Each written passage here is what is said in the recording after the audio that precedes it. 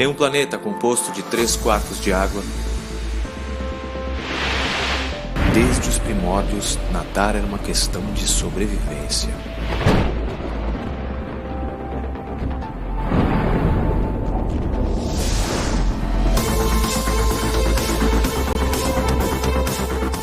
Hoje a natação é um universo, é estilo de vida, é saúde, é desafiar limites e superação. Repleta de ídolos e mitos, a natação é cheia de curiosidades. E nosso objetivo é conectar você à natação. Swim Channel, stay in the water. Somos conteúdo. Swim Channel TV. Swim Channel TV. Somos eventos. Somos produtos. Somos a Swim Channel, conectando você à natação.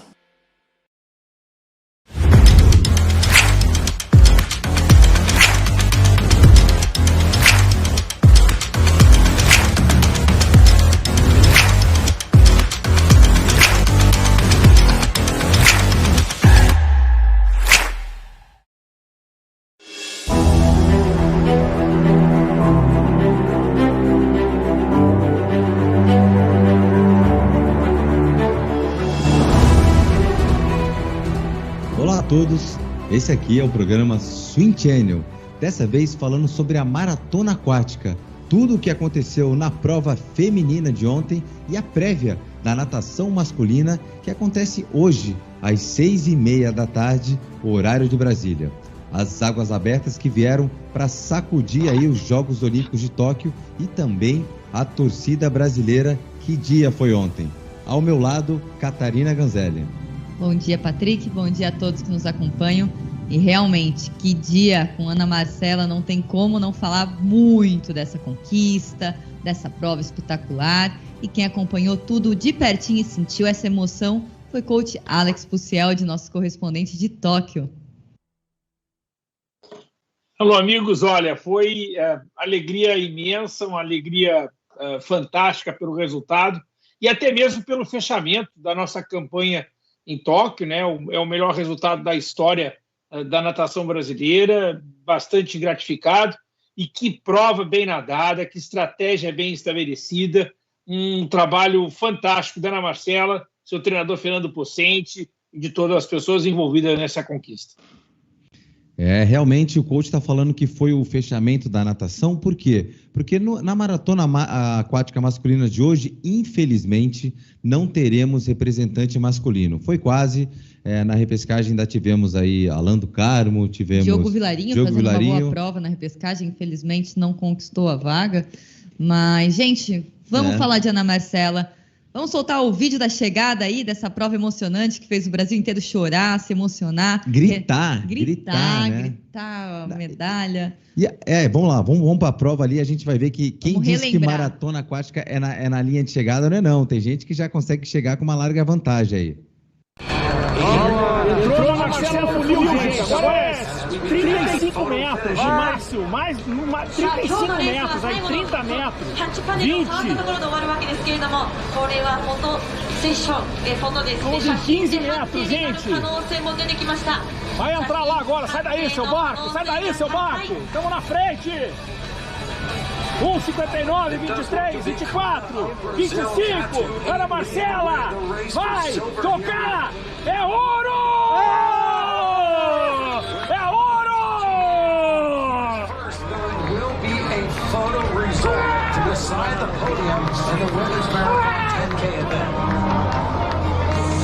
É ouro, gente, olha lá, vai fazer uma barrada, é ouro!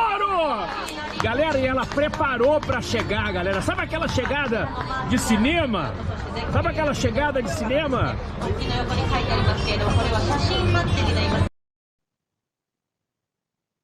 E que emoção, hein? Parece que a gente estava ali na borda, de pertinho.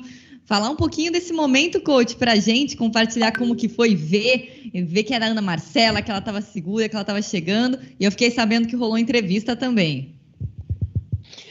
O que aconteceu foi o seguinte: eu estou no último degrau das plataformas, né, das tábuas, das mesas de imprensa que estavam dispostas na arquibancada.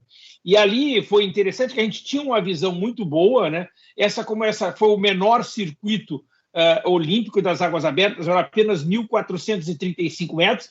Então a gente tinha a capacidade de visualizar a prova toda por completo. Então a gente acompanhou sem necessidade de um binóculo ou qualquer coisa parecida, a gente tinha a visualização de toda a prova. Fora isso, havia um telão gigante que também ficava à nossa frente, então que deixava ainda mais fácil. Aliás, que show de imagens que foi a transmissão. Eu não sei se vocês até tiveram a impressão que eu tive, que tem um determinado momento, inclusive até no final de prova, eu até acho que o editor de imagens ele dá umas mancadas, porque ele fica muito com a câmera da frente da Ana Marcela, né, aquela câmera de frente, e parece que as adversárias estão chegando na Marcela. Eles nunca chegaram. Aquela imagem que deveria ser colocada, eles tinham que ter valorizado um pouco mais a imagem de cima, que a Ana Marcela sempre esteve com mais de um corpo à frente naquele final de prova, né? E foi realmente assim uma prova muito bem nadada, estrategicamente muito bem definida. E eu queria chamar, porque depois da prova a gente conversou com o Fernando Possente, porque eu comparo a performance que a gente assistiu nessa prova somente à vitória de Osama Mellouli, Londres 2012. Tecnicamente, foi uma prova muito bem nadada. A Ana Marcela teve o controle a prova toda, e eu acho que o Fernando Possente pode nos contar um pouquinho mais de como foi essa preparação e esse resultado. Eu não poderia deixar passar a oportunidade de falar com o técnico histórico, técnico medalhista de ouro, Fernando Possente, de um trabalho de muita conquista. E teve uma hora que, ao final da prova, que a gente vai, ela já está ali no pódio, você me faz como se fosse uma marca, alcançado. Ou seja, é quase como completado o que estava faltando, era isso? Tá quase completo mesmo. Era algo que a gente queria muito, a gente sabia que dava. E é isso, é colocar objetivos, sejam eles curto, médio, longo prazo, sejam eles difíceis ou não, e ir ticando esses objetivos. E, sabe, a marca é de ticar mesmo. A gente ticou mais uma coisa que faltava na carreira dela, na minha carreira, e que a gente queria muito e deu certo. Faltam coisas ainda, a gente quer buscar, a gente vai pensar mais pra frente nisso, mas hoje esse objetivo era muito, muito importante. Era um momento muito propício, enfim, que bom que deu tudo certo. Ela fala que falta, né, a prova dos 10 quilômetros, ela já coloca, né, isso já é um plano para o Campeonato Mundial do próximo ano. Mas tem uma coisa que me chama muita atenção, é que ela diz, e ela fala na entrevista com muita propriedade, vamos dizer assim, com detalhes. Ela diz que ela nunca se sentiu tão bem preparada, tão bem determinada. E ela disse que terminou um treino, ela até revela que terminou um treino na Espanha, que ela disse que quando ela termina o treino, ela diz, cara, vai ser muito difícil alguém ganhar de mim. Como foi esse sentimento, você como técnico? Olha, às vezes as coisas saem de maneira mais fácil, de maneira mais natural, às vezes não, a gente tem que brigar. A gente brigar no sentido de querer cumprir o que a gente planejou, né? A gente sempre teve muito apoio, mas as coisas foram se dificultando. Teve uma pandemia, faltou piscina, de repente a base de Saitama que ia nos receber não nos recebeu mais, e a gente foi se adaptando, mas sempre lutando do tipo, se isso acontecer, vai dar certo, se isso acontecer, vai dar certo. Então vamos lutar muito para isso. A preparação foi muito detalhada, foi muito minuciosa. Eu costumo chamar, eu e alguns colegas, de que a minha vida virou um MSM, que é metódico, sistemático e meticuloso. Se você não for metódico, sistemático e realmente meticuloso nos detalhes, você peca nas águas abertas. E peca em momentos importantes, como foi o Mundial de Gwangju, por exemplo. Como foi essa prova de 10, que ela já poderia ter ganho em Gwangju. Que pecamos em pequenos detalhes. Não pecamos aqui hoje porque a gente fez uma análise minuciosa e a gente se preparou muito. Esse treino, a frase foi, para ficar impecável a frase também, ela diz assim, vai ter que nadar muito para ganhar de mim. Sensacional. E o Possente é um cara que, além de ser um técnico muito meticuloso, ele é uma pessoa muito estudiosa, uma pessoa muito preparada sobre esse aspecto. E eu acho que a parte mais interessante que chama a atenção na entrevista é que todos os detalhes foram trabalhados. Então, essa frequência de nado, que foi muito elogiada, essa respiração frontal, sem afetar a frequência de nado, sem diminuição da velocidade, a capacidade de atacar na hora certa foi muito bem trabalhada. E ele comentou, né, ele esclareceu aquele algo que a gente estava em questão, que a gente já havia conversado eu com a Catarina. Eles desceram da altitude exatamente 16 dias antes do início da prova, estiveram em Colela, passaram mais de 50 dias, eu não tinha me dado conta de quanto tempo tinha sido, mais de 50 dias na Espanha. Então realmente se encontraram, um belo trabalho, muito bem estruturado, e esse resultado foi ainda mais enriquecedor, muito bacana. E uma prova muito bem nadada, né? Para quem acompanha aí as maratonas aquáticas internacionais dos últimos anos, a chegada sempre foi muito apertada, é photo finisher, é aquele centésimo, né? O centésimo na maratona aquática, que nem as provas de piscina, só que dessa vez ela abriu antes, ela atacou antes. Quem viu ela nadando já a seletiva de piscina, viu o nado crawl dela melhorando muito. A gente tinha essa esperança dela atacar antes, deu certo a estratégia, e quando ela bate no placar, bem à frente aí, 2 corpos na segunda colocada, que vitória com ampla vantagem, se você for comparar o que acontece no Campeonato Mundial. E não é uma segunda colocada qualquer, é a que era a campeã olímpica do Rio 2016, a gente já não chama mais atualmente, agora é Ana Marcela. Vamos até mostrar os resultados aí na nossa tela para ver como não foi aquele habitual photo finish que a gente vê, que é o que aconteceu até no Mundial de Guangzhou. A gente tem uma diferença muito pequena, porém não está nos centésimos ainda. Ana Marcela em primeiro, Sharon Van Hoverdal em segundo e uma surpresa que foi a australiana em terceiro. A Sharon, ela que lá no Rio 2016 atacou na terceira volta, fez uma prova assim, o coach compara muito com a do Osama Meluli, tunisiano, que fez uma prova muito estratégica lá em 2012. A Sharon, ela arriscou lá em 2016 e fez uma volta sozinha. Aquela abertura dela, eu realmente acho que é difícil da gente ver de novo, e a Ana Marcela segurou esse nível de atleta na velocidade, na potência, na estratégia, no controle de prova. Lembrando que ela também fez uma chegada excepcional ali no funil, uma coisa que ela já tinha errado no passado, né? Lá no Mundial de Barcelona em 2013, ela olhou muito para frente e o nado dela desalinhou. Como o próprio coach disse, Fernando Pocente explica, hoje ela não anula mais o seu nado para olhar para frente e conseguiu manter a velocidade naquele funil de chegada, e atletas tão rápidas quanto ela não conseguiram passar. Na verdade, a técnica de nado da Ana Marcela em 2021 é fantástica. Ela vive a melhor técnica de nado da história dela. É uma nadadora realmente que, volto a lembrar, fez o índice de 1.500 para a piscina, né, coach?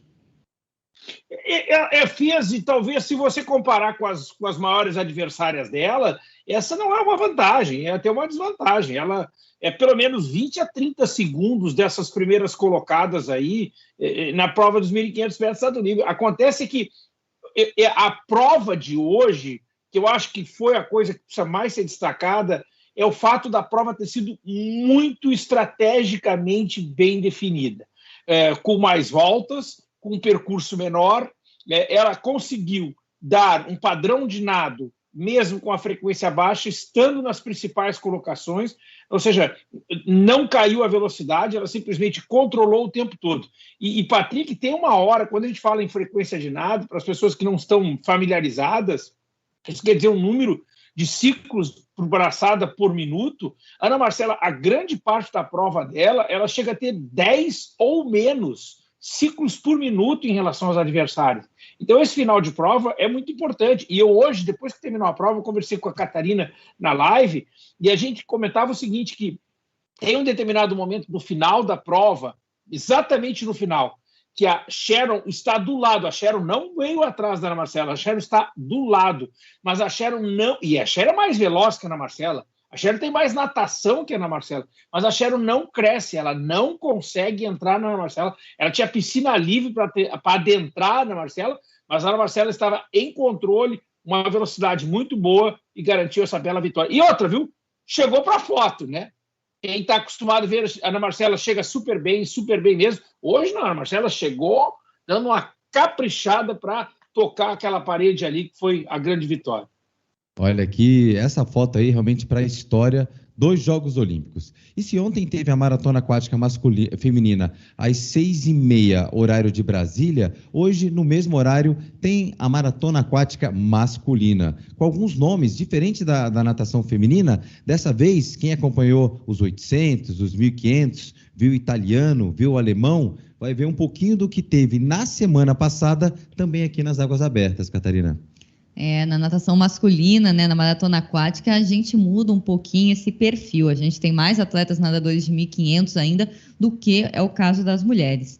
Então, falando rapidamente aqui, nós teremos Florian Lombrock, da Alemanha, Marc-Antoine Olivier, da França, Rob Muffels, da Alemanha, Krzysztof Rasowski, da Hungria, Jordan Wilimovski, dos Estados Unidos, Gregório Paltrinieri, da Itália, Ferry Wetman, da Holanda, Alberto Martinez, da Espanha, Mário Sanzulo, da Itália, David Albri, da França, Hector Perdoe, da Grã-Bretanha, Atasios Kinovgios, da Grécia, Matan Rodite, de Israel, Kai-Guermi Ewarts, da Austrália, Tashin Minamide, do Japão, Thiago Campos, de Portugal, Kirill Abrosmovski, da Rússia, Daniel Delgadino, do México, David Farinango, do Equador, Osama Meluli, da Tunísia, Michael McGlynn, da África do Sul, Matei Kozuber, do Cazaquistão, Rauli Fan, do Canadá, Philip Selder, da Namíbia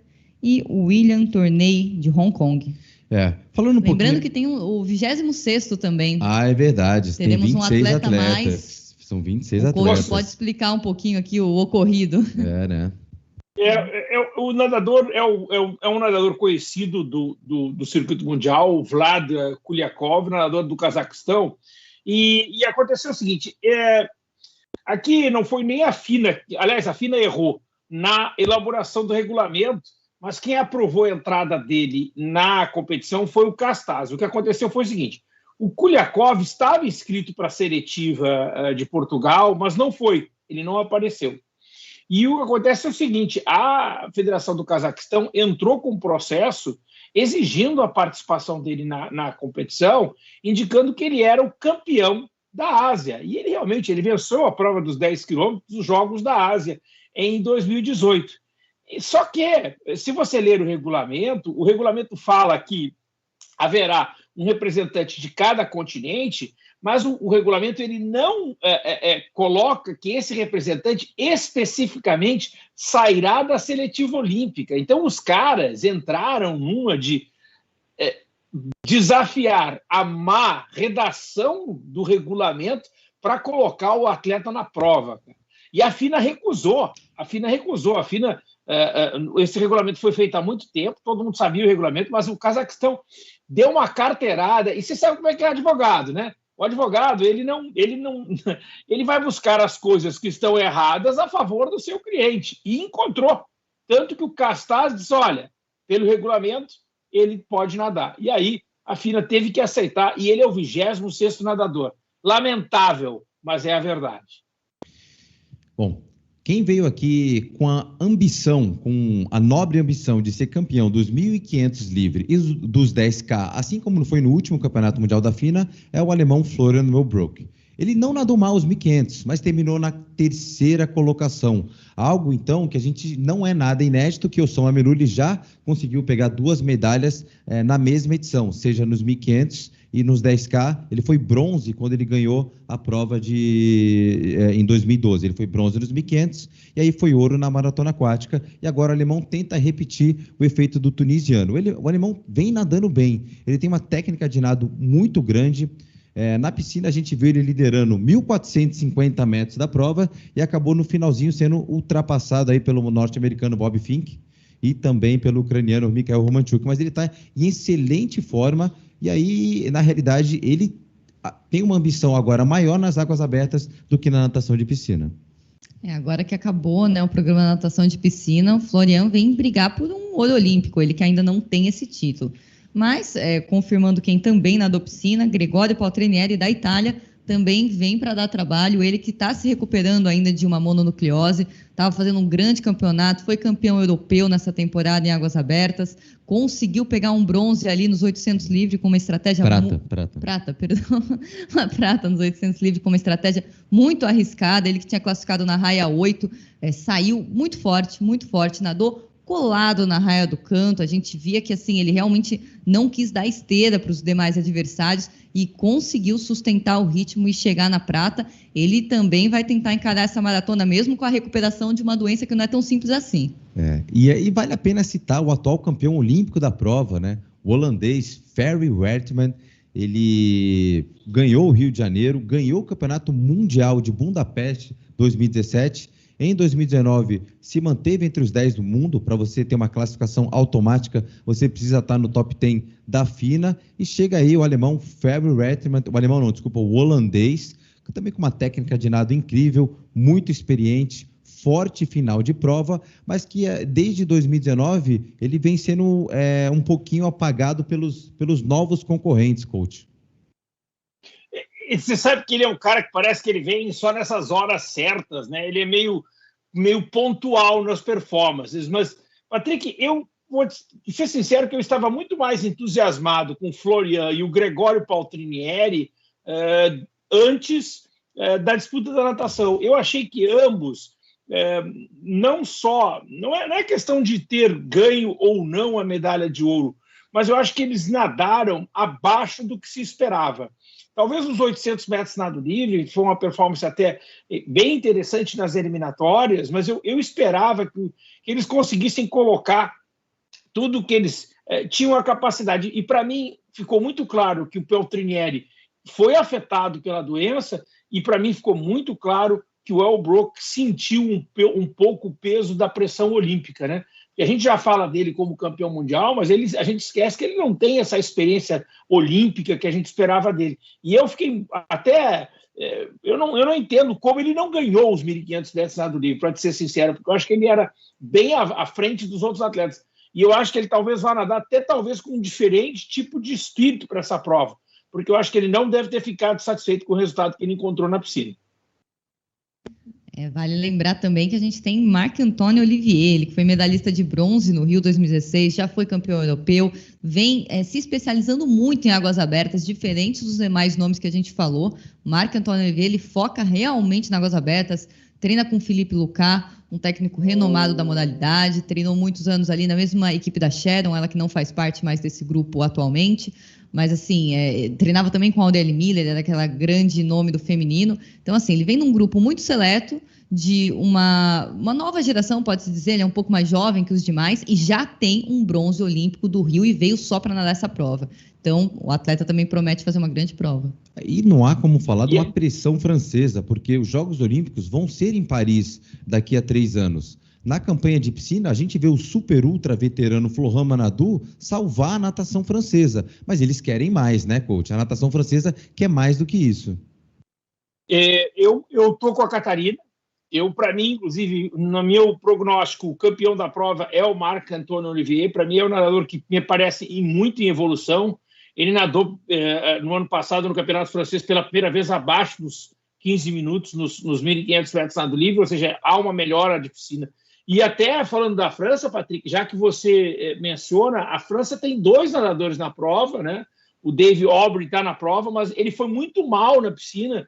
E a gente já esperava que ele fosse mal, porque ele vem com um problema de lesão de ombro enorme. Inclusive, estava muito arriscado de talvez nem poder nadar. Então, a gente já sabe que entre os atletas que largam, a gente já sabe que um provavelmente já não vai nas melhores condições, que é o David Aubrey, o nadador francês. E para completar, vamos de giro no continente. Falando da nossa América Latina, temos nadador mexicano e nadador aqui do Equador.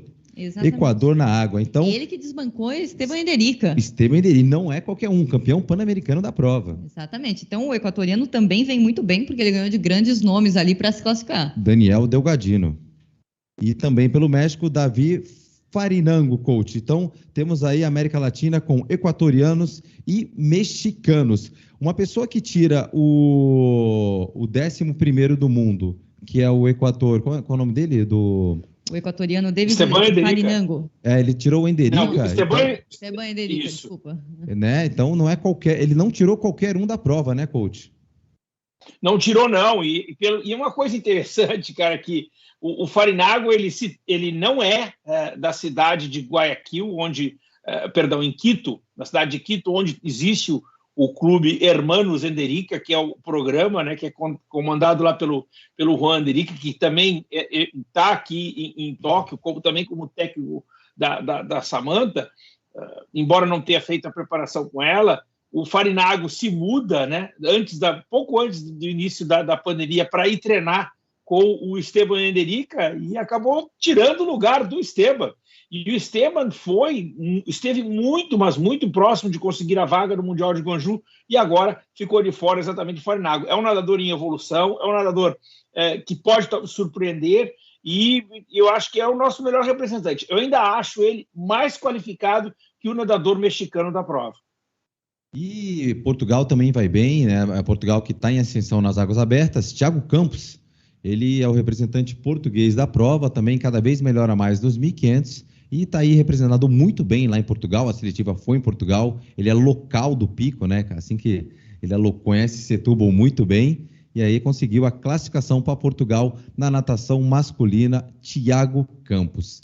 Esse é o giro, é o aquecimento dos 10K masculino, prova que acontece hoje às 6h30, horário de Brasília.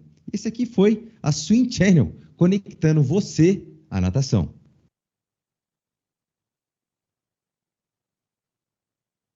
Meia hora.